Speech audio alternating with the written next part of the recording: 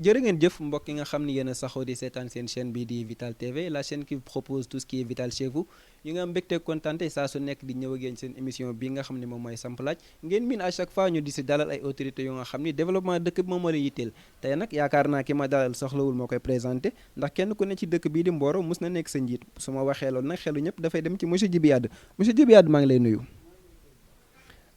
ñu seet si wala tey ngir fas waxtaan ak yow ñu bàyyi la nga nuyu internautes yi. ñu ngi am kontante di nuyu sama collaborateur yi teew muy El Hadj Camara El Hadj Serigne Fall Moustapha Fall ak El Hadj Daouda Dieye ak al Mamoudou Yade ak Babacar Yade ak yéen ñi fi teew yéen ñëpp. monsieur Yade kon ñu bëgg a tàmbal suñu ay question doore ko ci question boo xam ni dina yitteel askan wi ñu xam ko. mooy mës nga nekk maire fii ci commune bu Mboro ñu bëggoon a xam yan condition ci nga nekkee woon maire élection la woon wala comme façon ban ci lañ la def woon nga nekk njiital dëkk bi. loolu dinañ ci sawar pour wax ko trop danañ ci kontaan pour wax ko dana gaaw pour ñu wax ko élection lañ ko demee woon. élection la woon. élection la 2002 mai 2002. mois de mai 2002. waaw ci la ñu nekkoon. def élection yàlla def ñu parti bi ñu faloon parti bi ñu nekkoon falu liste bi jàll bi liste bi jàllee ñu xam ni maire dikk na ñu ni nañu tànn kan mooy nekk maire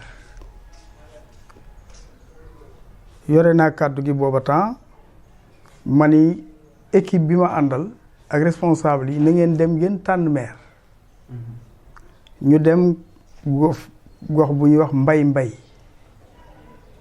booba ñu ngi wax mbay tubaab ñu daje fa tànn ma dikk ni ma yow lañ tànn bi loolu jàllee ma ni leen da ngaan defaat beneen commission ngeen tànn maire beneen commission bi dem une dizaine de personnes ñu dem ni tànn yow lañ tànn maire waaye waxuñu sax yow lañ tànn maire mais dañ lay bàyyi nga tànn say adjoint loolu jàllee nu daje waat kër El Hadji Saraka Camara ma ni leen nu ngeen def ñu ni yow la ñu tànn maire mais yow la ñu tànn yow la ñu jox autorisation pour nga tànn say adjoint man leen kon da ngeen may dimbali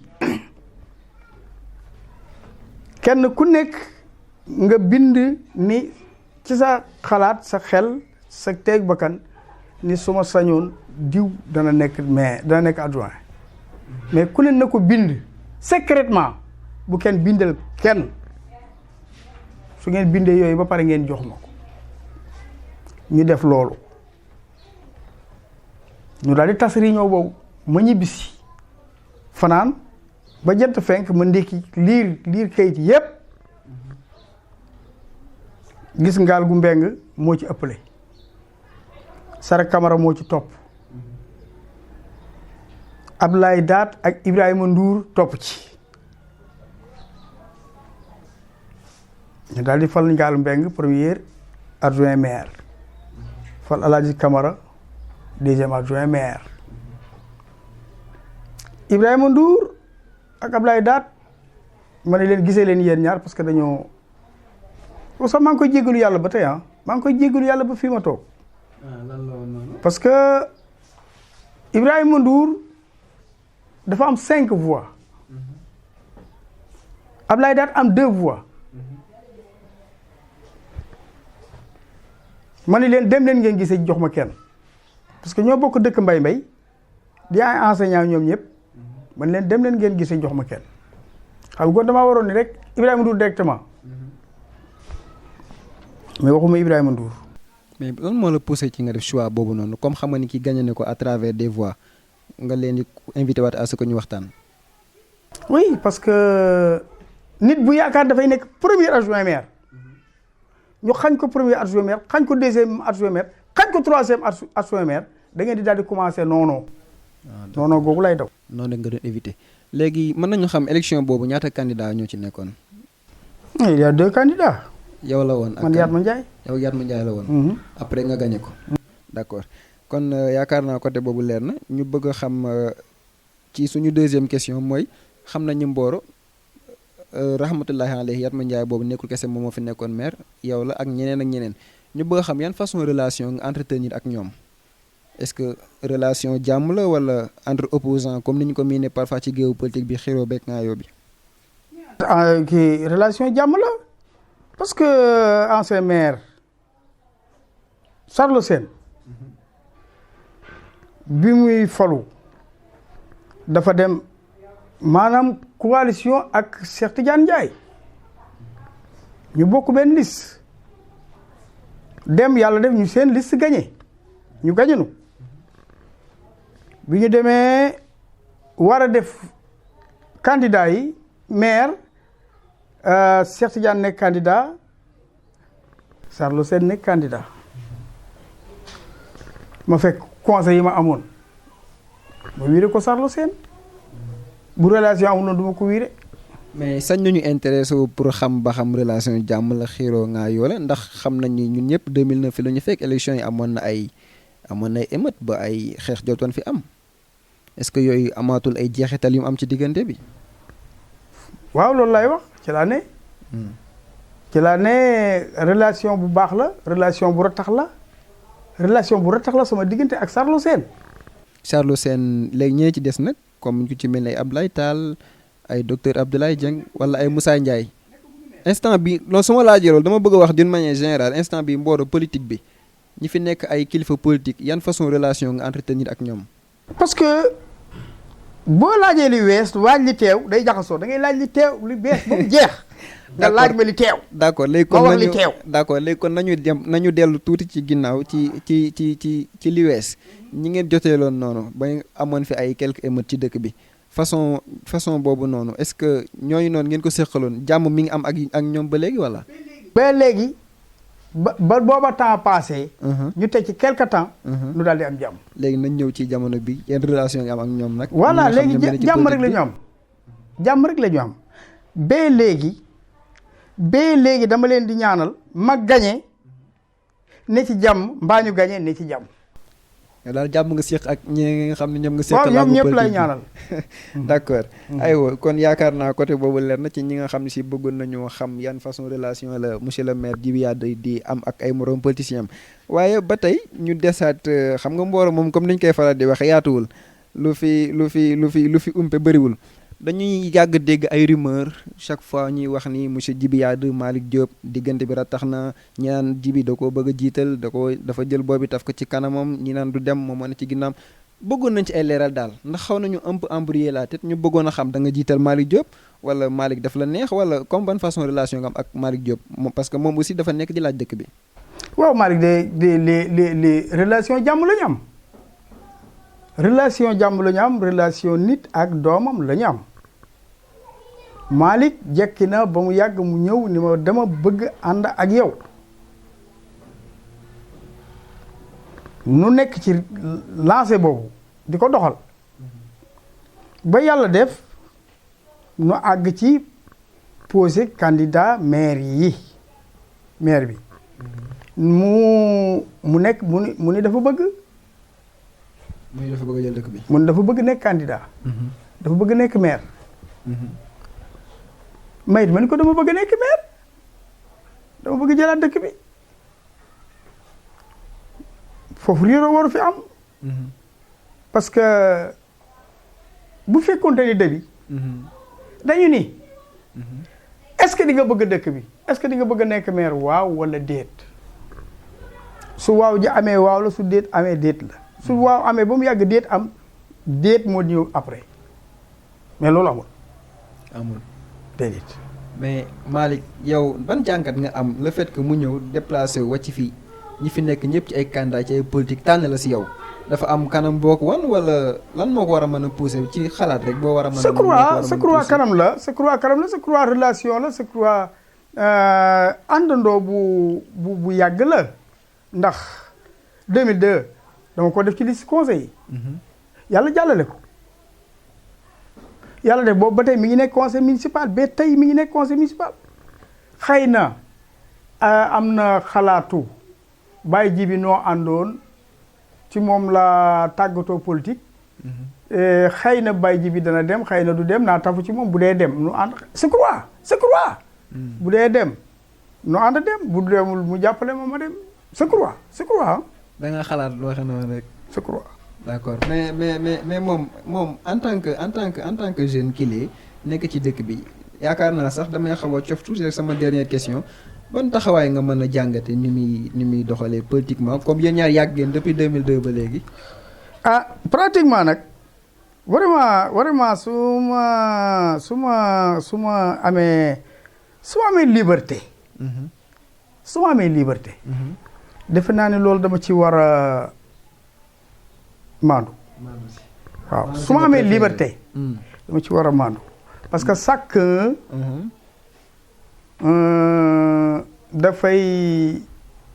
dafay am liberté ci boppam. xam nga boo gisee ñu sañ la laaj loolu boo waxee Malick kenn ku ne dina xam ni jeune la 2002 yow nga dugal ko ci biir liste ba ni nga jógee ci boppu mairie bi moo tax ñu jàpp ne xëy na yow comme kuy bëgg a laaj dëkk bi la te émission bi aussi ñi koy seetaan dëkk bi ma leen yitteel donc ki nga xam taxaw na pour laaj leen war nañ mën a laaj koo xam ne xam na ci ay mbiram war nañu mën a wax loo xam dinañu jéem a convaincre ci moom wala. parce que lu tax kii du ma ci mën a wax. parce que du ma mën a wax vraiment du ma mën a wax lu ko yàqal. d'accord parce que du ma mën a wax lu ko yàqal. direct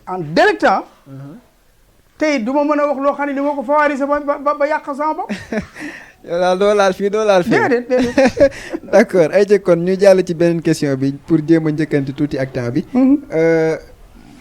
yaakaar naa Mboro ku ko xam ko parfois ci ay yenn problème yi lu ci mel ne ay ndox ay wàllu découpage bari na ay problème wala sax ba ci benn tali bi fi nekk te auto ICS yi di fi fa parfois di def ay jéye ñuy miin chaque fois dëkk bi ñuy def ay manifestations yu genre bu demee noonu mais dañ ciy faral di nemmeeku ay teewaay ay autorité politique ci dëkk bi mais taxawaayu Baye Djiby dafa mel ni des nañ ko miin noonu ñu bëggoon a xam façon boobu da ngay yable wala comme nan moo taxuñ la ci miin noonu. je crois que dafa mel ni nit ki lu mu def ba pare tàmbali koo def tracé ko ay nit di ko gàkkal naan déet non ba yàlla andi leen ñu bëgg a baaxal loola da nga ciy maandu parce que ñun bi ñu dikkee bi ñu fi nekkee li ñu jëkk a def mooy découpage bi dañu bind président de la République mu jox nu ci autorisation ne natt leen ñu wax ak cadastre Thiès cadastre Thiès yenn fi jant soo natt Mboro gi yëpp fi mu war a jaar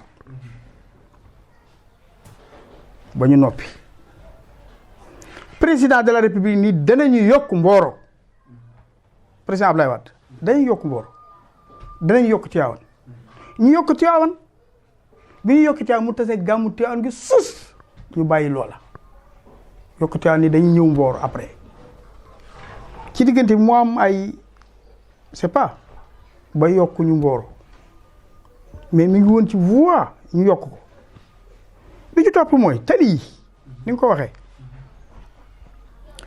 au temps de Djibril Ngom dama ko bind lettre ni ko camion yi jaar biir Mboro laa bëgg ñu teggi bañati fee jaar surtout camion acide bi mu demandé président de la République autorisation ba ñu jox ko autorisation ñu teggi tali bi mu jaari nele mu jaari wetu ndong génn ji ndong génn ji sancu ndong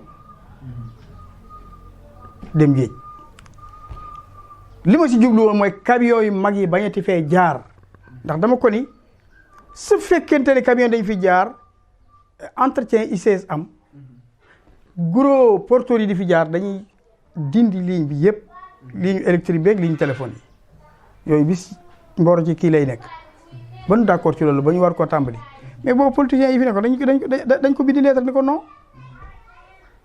nangam.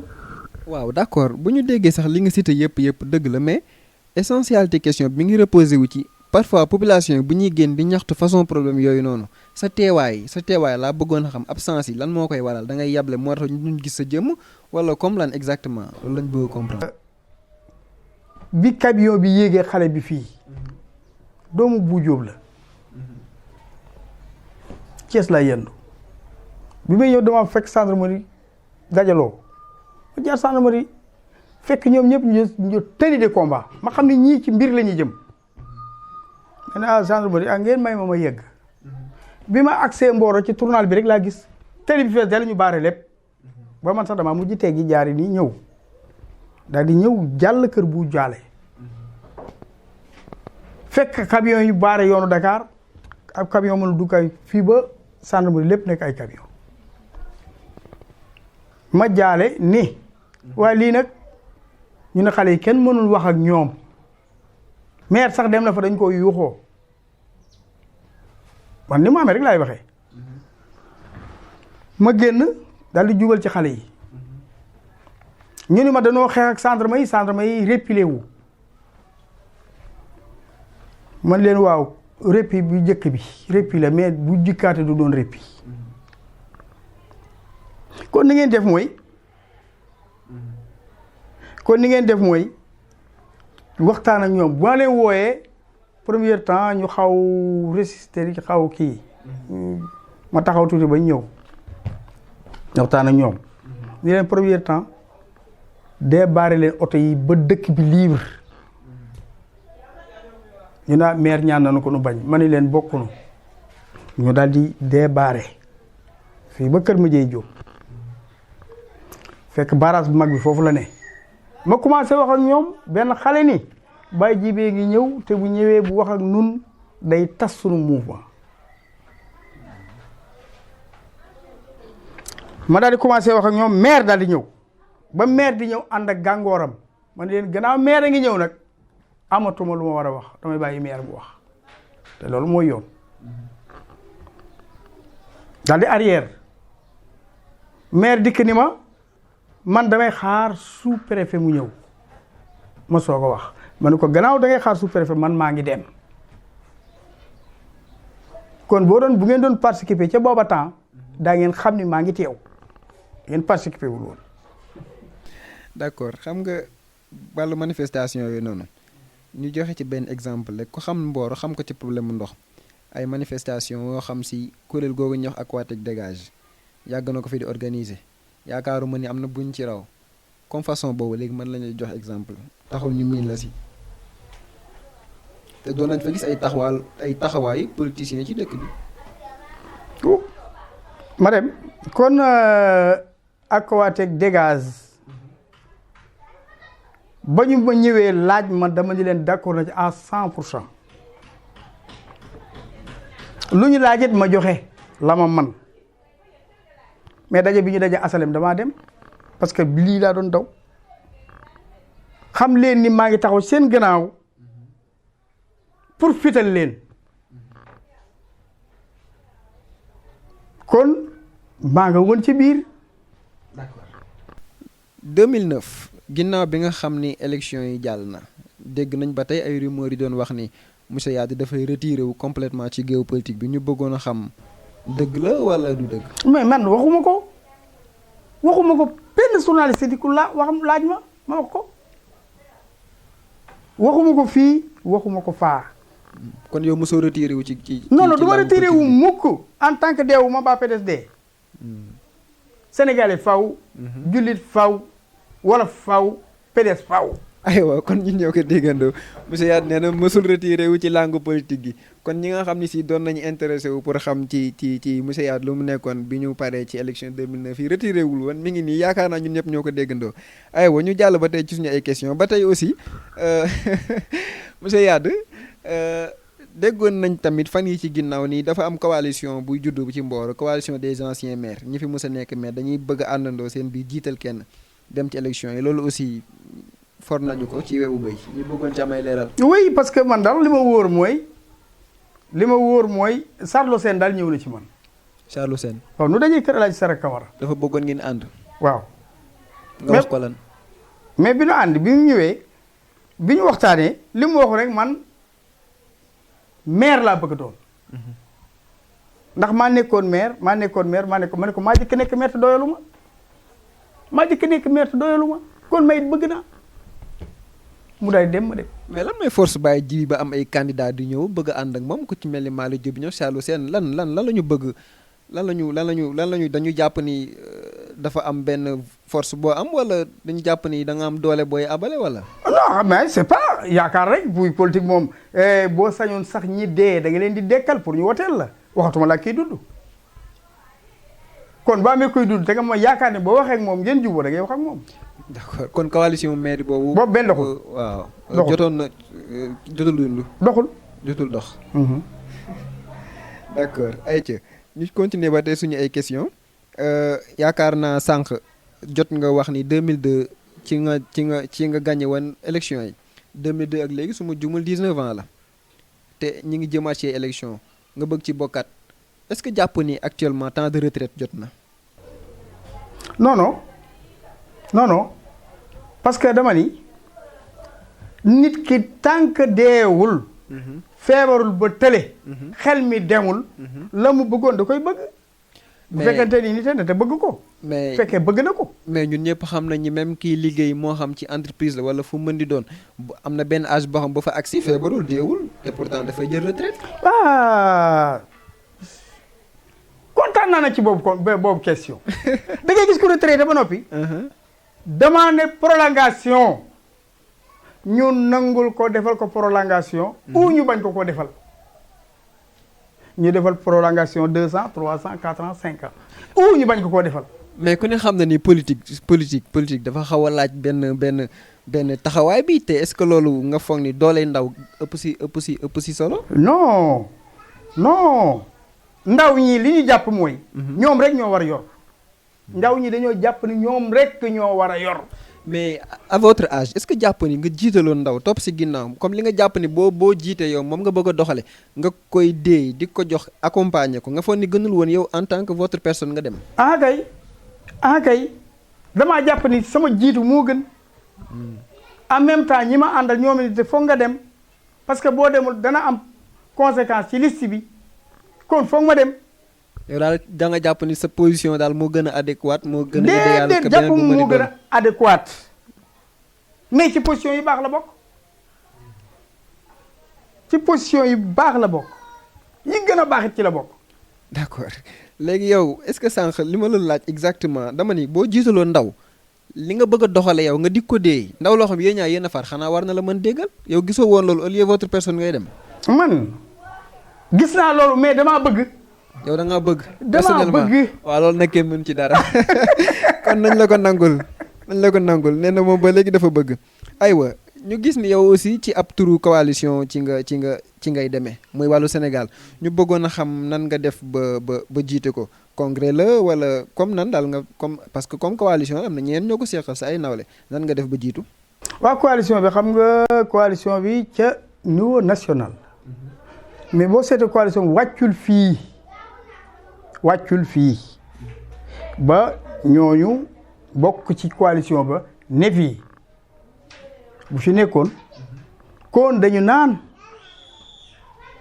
espèce réunion la ñuy def wala assemblée générale ba man laa jël wala nga jël kenn mais loolu amul ñooñu ñëwuñu fi ci ñooñu parti yooyu kenn présenté wul fii. coalition bi kon moom est-ce que existence am fii ci dëkk bi moom. amul. mais PDS ñan ak ñan la seqal coalition bi fii à Mboro pas à Mboro sax mais d'une manière générale PDS ak kan.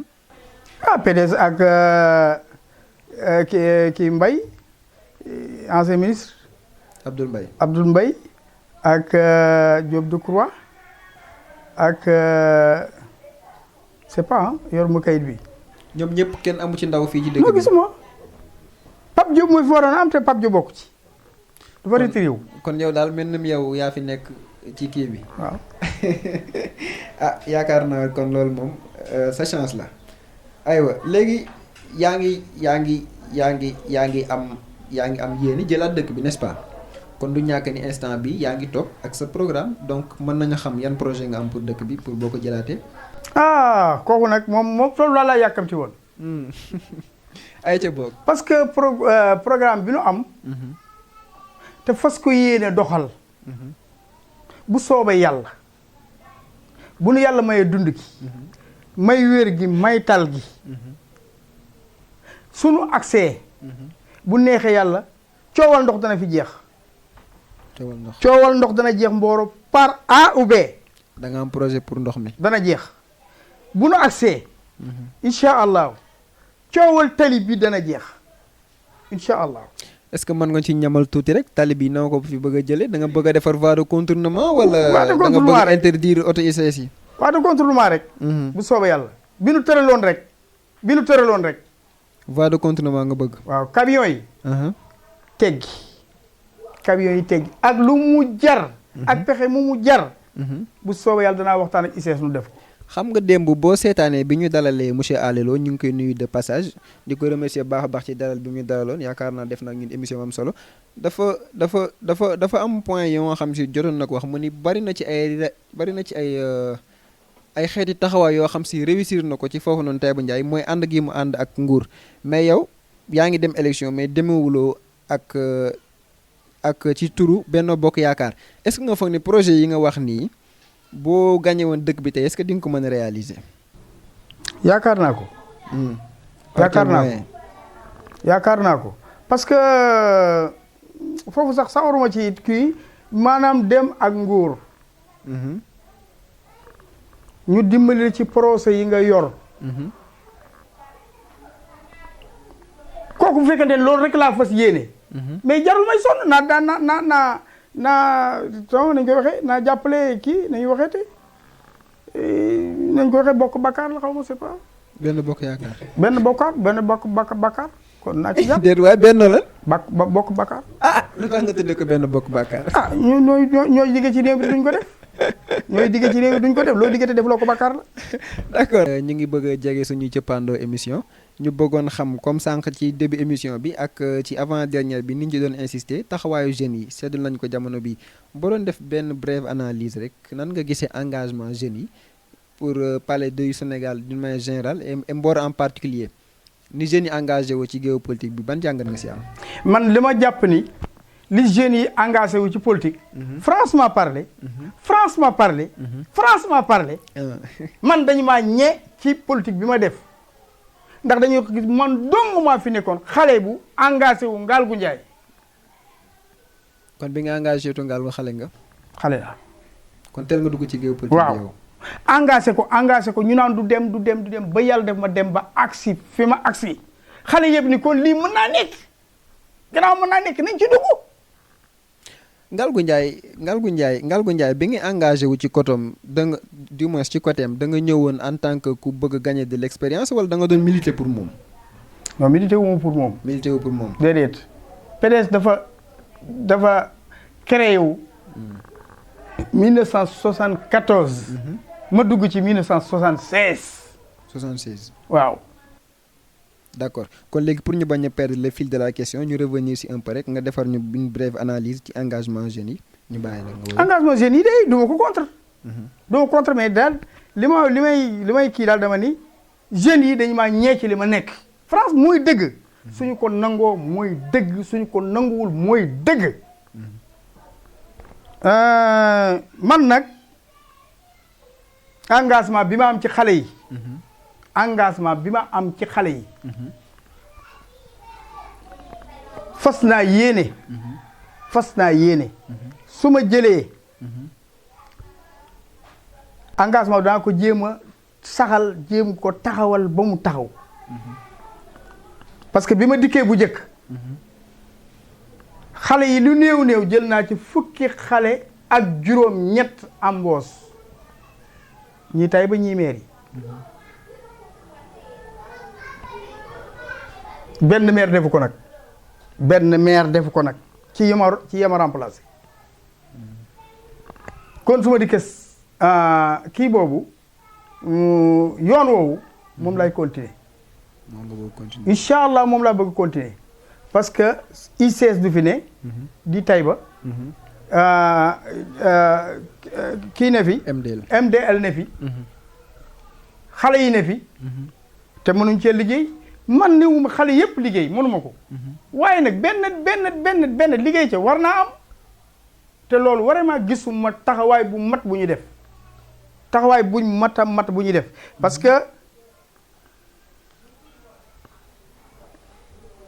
boobu daal dama ko war a bàyyi. boobu naa ko bàyyi ndax. est-ce que doo ñu ko may rek. déedéet naa ko bàyyi. boobu jàpp nañu jox ñu ko rek gisoo ni ñu déplacé Arsenal bi ñëw ba fii. jox ñu yóbbaale ko rek waa léegi est-ce que doo ci rus ñi ñuy seetaan rek. kay bañ naa Moustapha lu tax insisté woo paa bi. gaa dañ may wax loolu. waaw naa ko bàyyi rek ndax naa ko bàyyi rek. ay jëkkoon ñu def noonu. waaw li ci nekk nag mooy. suñu yàlla defee maire. ci kattanam. ak ndimbalam.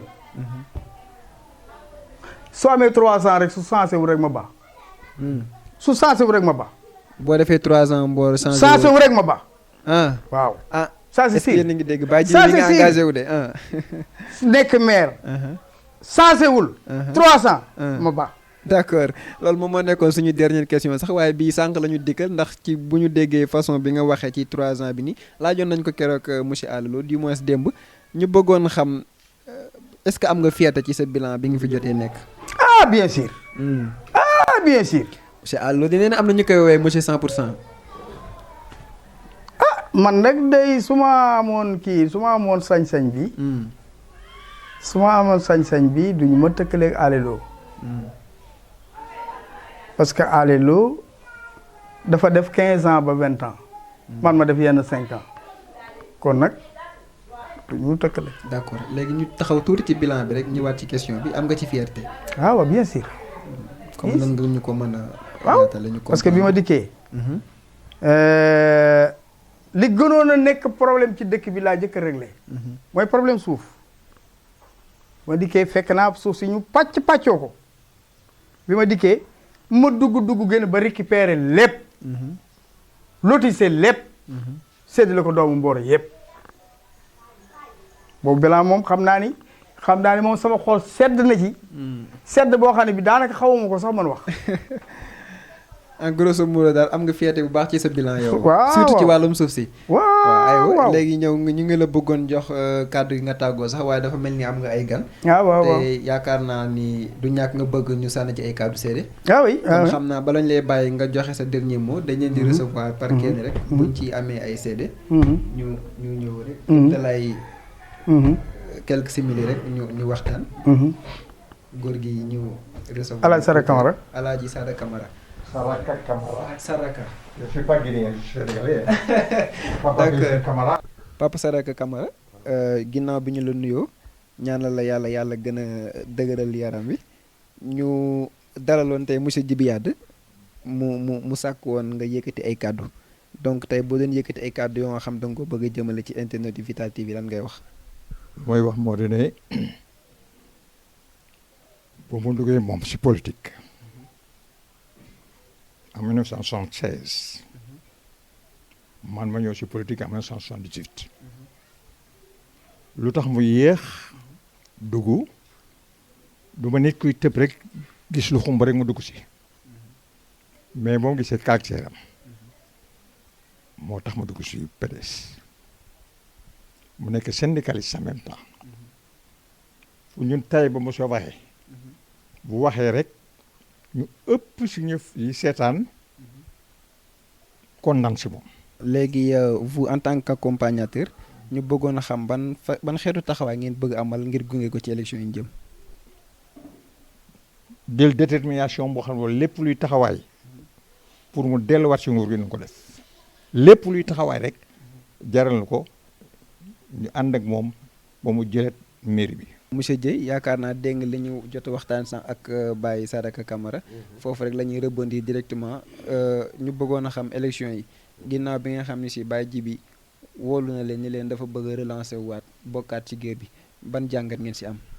waaw maa ngi lay remercier di remercier internautes yi vraiment di féliciter aussi sama leader El Hadji Djiby Yade ci kàddu yi mu fi yëkkati par rapport à ces élections en perspective man 2002 laa ànd ak moom man j'étais du PIT mais bi ñu defee alliance n'est-ce pas pour def élection présidentielle ci lañ ànd gëmoon naa ne alternance dana am effectivement alternance am man nag li nga xam ne moom nee naa la mooy sama leader mooy conviction ci PDS mooy engagement mooy détermination mooy fitam mooy audace am par rapport ak li mu xeex ci localité bi parce que je peux dire que Mboro c'était le seul leader qui avait l'audace nekk face au pouvoir socialiste ba yàlla def li mu def man naw ko ci mu nekk koo xam ne nitu dëgg la ku bëgg Mboro la ku bëgg askan wi la boobaak léegi nag ñu ngi ànd man je suis un simple enseignant dugg PDS gëm ko di liggéey pour massification parti bi te aussi samay conseil c'est dans le sens d'améliorer les conditions de vie des populations de Mboro ku ma xam ne monsieur Dieye ci loolu la nekk malgré ci liggéeyam ak ci yeneen waaw donc ci programme bi nga xam ne moom la wax programme day nekk programme bu réaliste réalisable moom il a fait un vécu am na d'autres maires soi-disant qu'on disait intellectuels nit ñi yaakaaroon ne bu ñëwee ils vont faire mieux que lui mais boo génnee fii def un sondage au niveau de la population qu'est-ce qu'ils te diront Djiby Yade li mu fi def amul kenn ku ko fi def donc ñu gis ne nit ñi bëgg nañ mu dellu si parce que am na problème yoo xam ne fii on a fait le diagnostic de la localité des problèmes mais am na ci yoo xam ne ñun yaakaar nañ ne bu ñëwee dina ko résoudre parce que problème d'autorité la problème de fit la problème de détermination la waaw imagine-toi ñii fi toog ñii fi jóge ñii fi nekk actuellement ils ont fait 7 ans de pouvoir benn yoon lañ def distribution des prix te man dama leen a yàgg a somme ne leen dans toutes les mairies du Sénégal foo dem chaque année ñu sargal xale yi mais fii rek laa gis ñu manqué considération éducation gos yi xale yi il faut les motiver les enseignants il faut les motiver il faut les mettre dans les conditions de travail pour que ñu consolider sunu excellence bi ñuy am au niveau national. pour que ñu considérer suñu excellence bi ñu am au niveau national monsieur Dieye ci foofu la ñuy tàggoo ak yow remercier la bu baax a baax monsieur Yade dafa mel am nga beneen gan Alaaji Moustapha kooku sama Ahmadou Moustapha kooku sama turandoo la ah sama turandoo maa ngi lay ziar. maa ngi lay ziar. waaw yaa ngi si jàmm baax a baax. sant yàlla bu wér. waaw tey ñu seet si woon monsieur Yade mu woowaale la pour nga ñëw assister si waxtaan bi ñu bëggoon a xam rek comme ñi si des wax nañ ci yeneen point boo doon am tey ay seede yoo nga xam dégg nga ko apporter ci population yi ñu mën ko dégg ci seen candidat bii di monsieur Yade lan nga leen di wax. li ma leen di wax daal mooy ñu góorgóorlu ñu liggéey jàppale Djiby Yade mu jàll su ma ko waxee dañu naan partisan la moo tax mais bi mu fi nekkee dëkk bi courant bi mi ngi yemoon fee ca poste ba. te mu ñëwee macha allah dëkk bépp am nañu courant bi mu ñëwee aussi dëkk bépp am na ndox yokk nañu ndox mi ba Kër Masamba Sud duñu ma bàyyi ma fen moo fa yóbbu ndox ma yóbbu fa courant ba yóbbu fa tëli bi ba mu yegg foofu Mboro amul woon clando ndax amul fu muy daw xanaa clando géej rek bi mu ñëwee ba artère bu nekk def nañ fa latérite ba mu nooy ba mu dëgër këng ñu fay daw oto yi di fa daw quand clando yi commencé ñëw fii ba Ngaay ba Tivaouane ba Taïba Ndiaye clando yëpp fi Mboro la ñuy daw te loolu moo ko waral te tëli yooyu ñu fi defaroon fi mu ne bàyyi nañ ko mi ngi dégradé wu mu ngi dégradé ndànk-ndànk ñun bu ñu ñëwoon incha allah bu suñu borom ba dégalee ba ñu toogaat fi loolu lu ci nii jëkk a lijjanti ci loolu lay doon pour que dëkk bi mën a am kii te ñun aussi maire dafa xaw a kii rek mais waroon na wax ne amoon na projet marché bu mag de 300 millions que la amee mais marché boobu ñun ba ñu fi jógee partenaire benn man ñi ma wóolu woon nekkatuñu fi dem naa sama yoon kon boobu ñoom moo tax mu affaire bi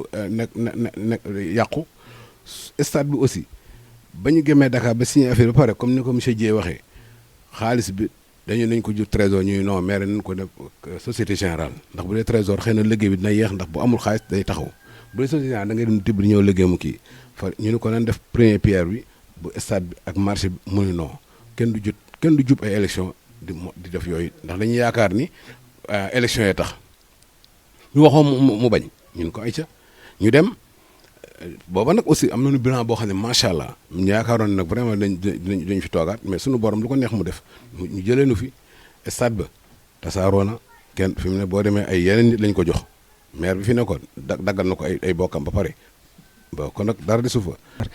léegi pour ñu gagner du temps yaakaar naa yow aussi ñëw nga encore plus largement ci bilan bi nga xam ne monsieur le maire def na ko léegi ñu bëggoon jeexal rek yéen tiitoo leen.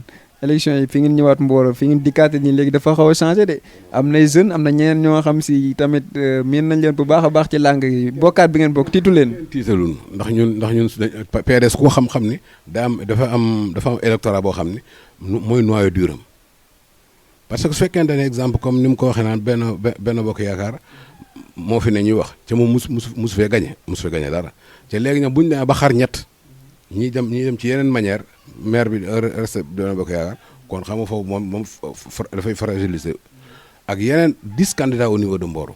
kon yow am nga confiance baax ne mën ngeen gagné. wér ñu ngi koy ñaan suñu borom ba loolu lañ ñaan kenn du dem ci gànnaaw damay daanu dañuy ñaan yàlla gagné ñaan yàlla dellu si waat fi defaraat dëkk bi nañ ko bëggee na mu war a nekkee te aussi les jeunes là nañu xam ni Baye Djibi mi ñuy wax mais c'est le meilleur candidat ñi fi ni ñëpp moo ci man ku mu ci toogal ñoom ñaar bala kon xam nga dajale ñu conférence de presse nga xool ñu wax kon ñoom ñu bari nañu noppi làmmiñ rek la ñu yoruñu dara.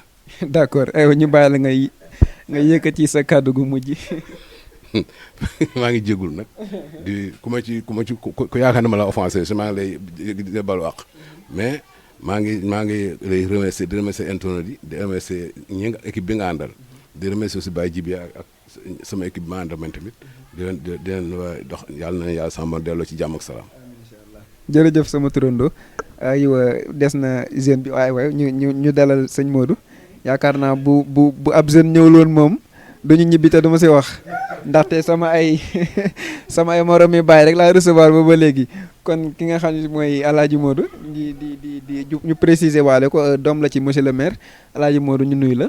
bon maa ngi leen di nuyu également seen internet yi ñuy seetaan à travers Vital TV di rafetlu initiative bi sànq bala may dugg ci xuus ci waxtaan bi li nga wax ci jeunes yi muy que ni temps de préparation bi dafa gàtt mais bu fekkoon ni préparé nañ émission bi dinañ ko organiser de sorte di nga gis jeunes yi nga xamante ni si ni ñoom la ñuy àndal di liggéey ndax ku wax Baye Djibi rek da ngay xam ni politique daf ci am part bu rëy rëy ndax yeneen candidat yi ngay tudd man ñooñu laa jàppee candidat yi nga xamante ni si ni ñoo nekk ci bëtu nit ñi mais nekk ci bëtu nit ñi nekk ci xolu nit ñi moo ko gën parce que boo nekkee ci xolu nit ñi di nga nekk ci seen xol waaye également di nga nekk ci seen bët ni ngay nekkee ci seen bët mooy dañ lay bàyyi xel te it nit ku ñu bàyyi xel la moom nag modestie moo tax mu waxee ni mu waxee mais ñi fi jaar ñëpp kenn ku nekk xam na ni bilan bu mu fi def encre indélébile laa koy tuddee amul dara loo xamante ni si ni daf koy dindi su ma jëlee pàcc bi nga xamante ni si ni moo ñu intéressé muy étudiants yi moom mi nga xamante ni si les cadres dañ doon taxaw naan moom il n'a pas fait l'école ñëw na alloué étudiants yi subvention yoo xamante ni si réglé na question yu bëree ci suñu biir ndax li may wax am na lu ma ci xam ndax ku ni étudiant liy problème mooy logement mu ñëw indi subvention boo xamante ni si ça tourne autour de plus de 2,5 millions pour être exact sax dama naan 2,8 millions francs mu koy joxe te du am benn tardement kon loolu dara gënu koo rëy bi ci topp mooy tey dama la dégg sànq nga wax ko xëy na par modestie moo tax Evo soriwu ci trop combat yi nga xamante ni si daf ko mëne ak ICS bëri na su ma jëlee wàllum ndox mi moo tax bu nee bu tegee tànkam bu jëlee mairie bi situation bi dina changer ci ndox mi ak voie de contournement yi muy wax loolu daf ko wax parce que daf ko gëm ndax dafa commencé woon teg jalons yi nga xamante ni si nii moom moo koy doxal bi si njëkk mooy en 2009 bi mu wàccee cadre ICS yi moo xam cadre sénégalais moo xam cadre indien mais dañ doon fecc réunion d'urgence lañ def ni heureusement le maire wàcc na parce que daf leen a imposé woon à ce que château d'eau bi nekk mbay ñu raccordé ko ci conduite bi nekk Mboro bu ko defee problème Mboro yi arrêté ci wàllum ndox mi bi ci des lettre bi mu interpellé Djibril Ngom boobu président de la république la njëkk a interpellé ñuy wax ci difficulté yi nga xamante ni si nii ICS am na ko mu profité waale ni ko mais ICS il faut que ñu régler seen question camions yi ndax bu ñu fi jaar dañuy débrancher ligne bi bu ñu fiy jaar dañuy menacer population yi ainsi de suite lettre bi mi ngi fii nii amaana bu ñu duggee ci campagne bi wala bala ñu fay dem dinañ ko publier ci réseaux sociaux yi nit ñi gis ko. léegi ba ICS indi ay topographe ñu topographier fi nga xamante ni si nii fa la voie de contournement bi waroon a jaar juste pour confirmer que ni moom bu jotoon dëkk bi tey lépp loo xamante ni si nii def na ko ci engagement wala am na ko ci engagement boobu noonu dina ko honorer sànq maa ngi la dégg sànq nga ni ci mouvement yi nga xamante ni si dañ fay jóg moom daf ca sooxe waaye dama ni da nga xamul mais bépp mouvement boo xamante ni si jug na fi pour intérêt askan wi ma nga ca biir am na benn réunion ak. bon bi ma koy wax maa ngi doon wax ci taxawaay yi ñi am manifestation yi dañ ci doon gis parfois ay autorité mais daawuñu ko ci miin moo tax ma laaj ko. maa ngi ñëw sans dama doon wax ni am na réunion Aquatech boo xamante ni si man Dakar la ma fekk mais dañ ma woo téléphone ci ñi nga xam ne ñoo jiite kuréel gi ni ma ñun bi ñu gisee sa papa dañoo kontaan parce que nekk ancien maire kuréel yu mel nii ngay politique ñu gis la fa yow rek ci autorité loolu lu rëy la si ñun man leen moo ko war. am na question bu ma ko laaj bëggoon naa ci am vraiment si idée comme ne nga am bu ngeen waajoon émission bi ni ngeen ko bëggoon a waaje dinañ fi gis ay jeunes yow noo gisee li ma ko nii est-ce que nga foog ni jiitaloon ay jeunes topp si ginnaaw ngeen leen gënul woon. waaw ku xam Djiby Yade ku ne di nga xam ne ci politique Abdoulaye Wade moom mooy leader am te Abdoulaye Wade dafa ñëw Sénégal Macky Sall sonal askan wi na ci askan wi fu ne mu jógee France ñëw bi nga ko laajee. bi ko journaliste bi laajee yow lu méngoo ak li nga ko laaj dane ko même grabataire je me battrai maanaam même bu nekkoon màgget ba xuuge bu amee nu mu xeexee day xeex loolu mooy benn gis nga man damay préférer un vieillard grabataire ak benn jeune boo xam ne dafa paresse tekkiwul ni jeunes yi fi nekk dañoo paresse mais boo jëlee profilu Djiby Yade nga teg profilu yeneen jeunes yi ak bépp candidat bu fi nekk di nga xam ci fit ci jom ci relation ci mën a lijjanti tolluñu ko ci catuwee. kon ginnaaw bi ñu déggee kàddu yëpp ñu sant la baax a baax bu ko defee ñu jox paa bi rek mu sànni ay dernier kàddoom. léegi yaakaar naa jot nga dégg ñi nga xam ni sa ay wëllëre lañ yu fi toog yëkk seen ay kàddu ba noppi ginnaaw boo sànnee ay kàddu yooyu doole ci seen ay kàddu rek nga joxe wàlla kàddu gu mujj ñu tàggoog internet yi.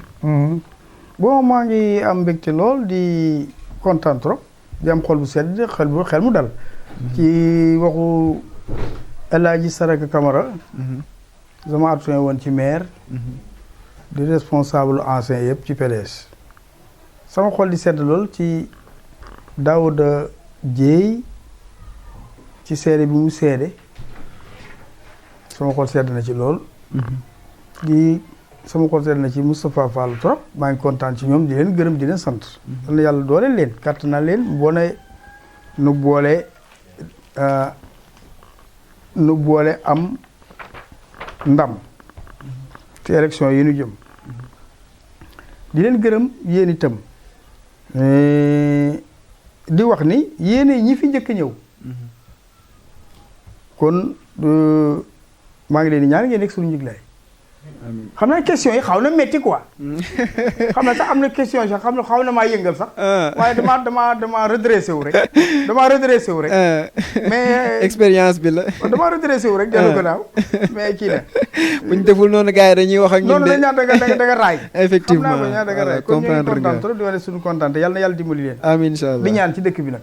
di ñaan ci dëkk bi. ñëpp carte yëpp ñu di ko ñaan. ni. bu soobee yàlla bulletin bi mooy nekk sunu bulletin.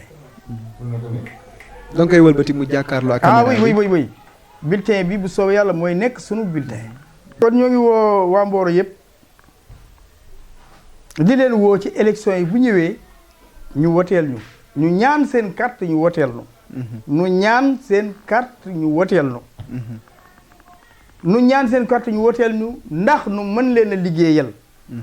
ndax juróomi at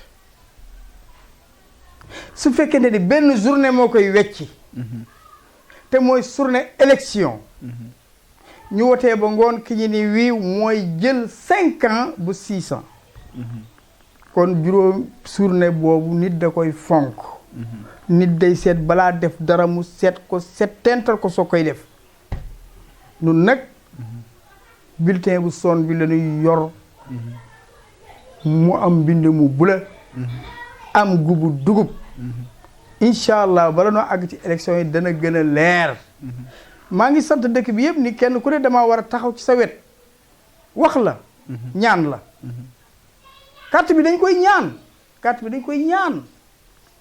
ñaan mën nañu ko tudde demandé waaye nag dañu koy ñaan en wolof bëgg ñu may nu ko pour nu mën a doxal dëkk bi 5 ans ba 6 ans ndax ñëpp mën a am li ñu bëgg ndax am nañ ci xel mu dal mu baax a baax a baax ki nee na ma boo àndul ak nguur gi ndax di nga mën a def programme bi nga bëgg a def waaw ñu ngi gërëm ñëpp ñu ngi sant ñëpp jërëjëf jërëjëf ñu ko defee ñu ngi doon am mbégte kontaante bu baax a baax doon dalal ki nga xam ni moom mooy monsieur Djiby Yade nekk ancien maire ci dëkk bi di Mboro yaakaar naa képp koo xam si suivre nga émission bi di nga xam ne wax na sans réticence lépp lu ñu ko laaj tontu na ko ci anam bi mu ko gënale di leen fàttali rek ngeen abonné ci chaîne bi di Vital TV la chaîne qui vous propose tout ce qui est vital chez vous ngeen bës j'aime di partager émission yi jërë ngeen jëf